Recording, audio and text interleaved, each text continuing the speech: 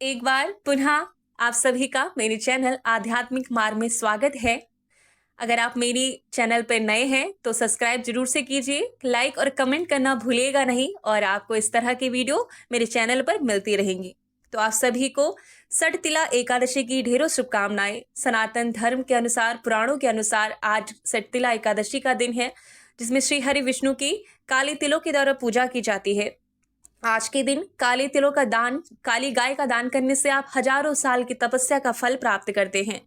इससे आपको नवग्रहों की जो परेशानी आ रही है, नवग्रहों से उनमें शांति प्राप्त होती है, आपकी हर बाधा का नाश होता है। तो इस तरह सठतिला एकादशी का फल है।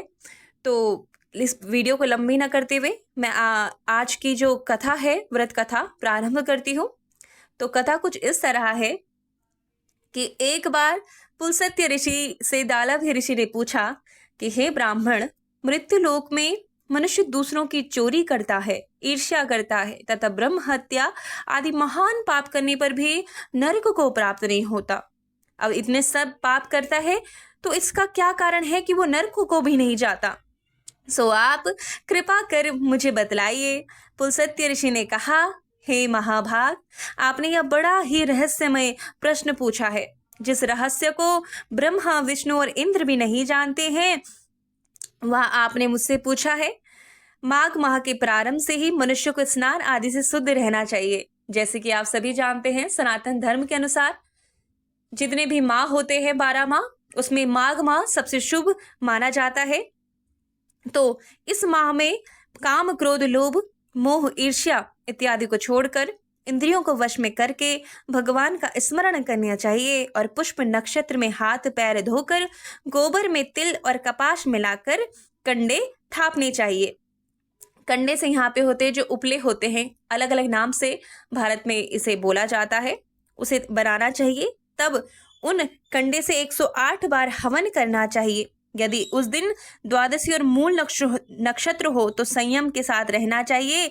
फिर जो कृष्ण पक्ष की एकादशी हो उस दिन व्रत, रात्रि जागरण व हवन करना चाहिए। इस एकादशी को सठतिला एकादशी कहते हैं, यानी कि माघ माह में जो कृष्ण पक्ष आते हैं उसमें सठतिला एकादशी जो होती है वो आती है। फिर दूसरे दिन में भगवान का पूजन करना चाहिए और खिचड़ी का भोग लगाकर पेठा, नारियल या सुपारी सहित अर्घ्य देकर स्तुति करनी चाहिए। आज के दिन खिचड़ी का भोग लगाया जाता है श्री हरि को, जिसमें तिल का प्रयोग किया जाता है।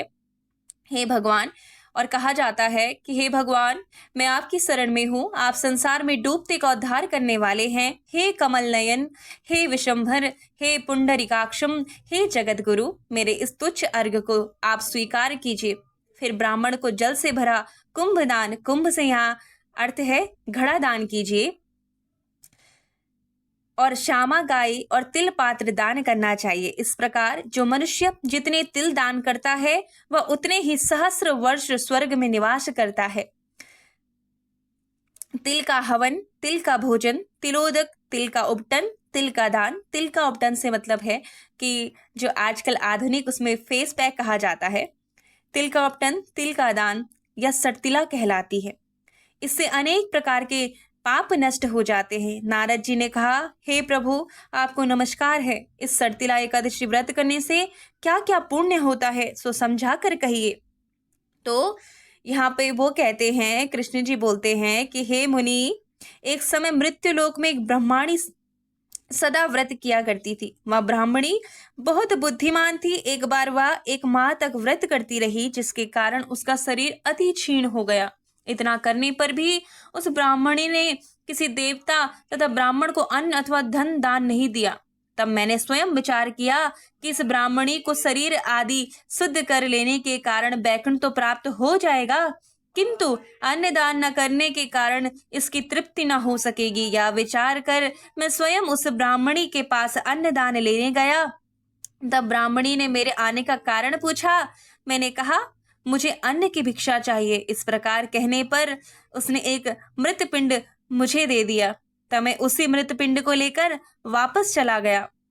आप देख रहे हैं श्री हरि विष्णु, आप उनकी उपासना करते हैं, आप नाम जाप भी करते हैं, तो वो कैसे भक्त का कल्याण करने स्वयं आ जाते हैं। तब उसी मृत पिंड को लेकर वो वापस चले गए। कुछ समय के बाद ब्राह्मणी अपने शरीर को त्याग कर बैकुंठ में गई। हे मुनि नारद, तब उस ब्राह्मणी की मृत पिंड देने के कारण एक आम का घर मिला।